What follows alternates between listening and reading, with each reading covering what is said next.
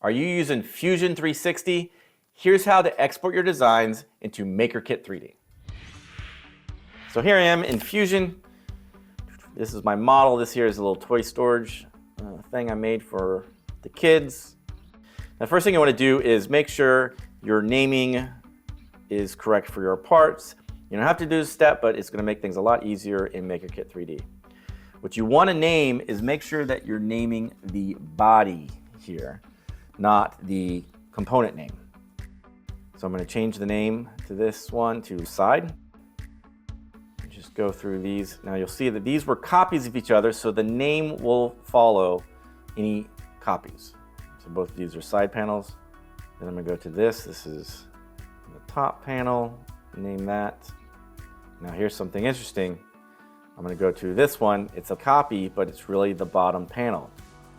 Now that might not matter to you, but if you want to make sure to clear up any confusion, you want to rename that. I'll show you what I do. I'm going to delete the top panel like that.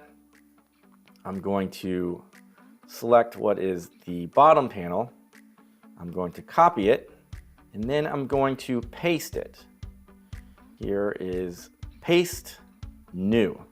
Now this will create a copy that is its own unique component. There you go. And now I can change the name of that to top panel, and it won't affect the name of the bottom panel. It's a little extra step, something to think about when you're doing your designs, and it makes it a little bit easier and more clear in MakerKit3D. So now let me go ahead and just rename these other ones real quick. This one is going to be the back panel. Okay, and then last one is middle panel. There we go. All right, so now I'm going to export this. I'm going to click export.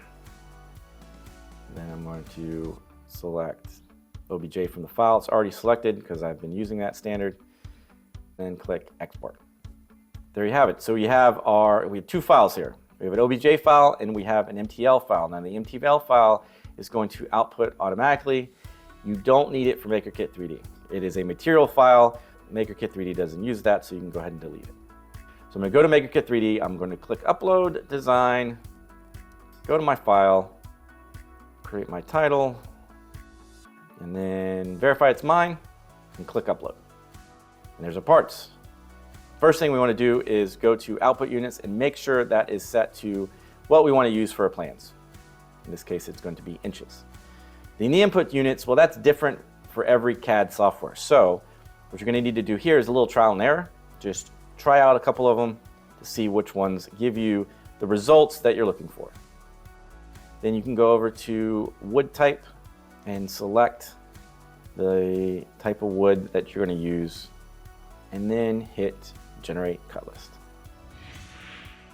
So there you have it. That's how you get your Fusion 360 design into MakerKit3D. Check us out at MakerKit3D.com.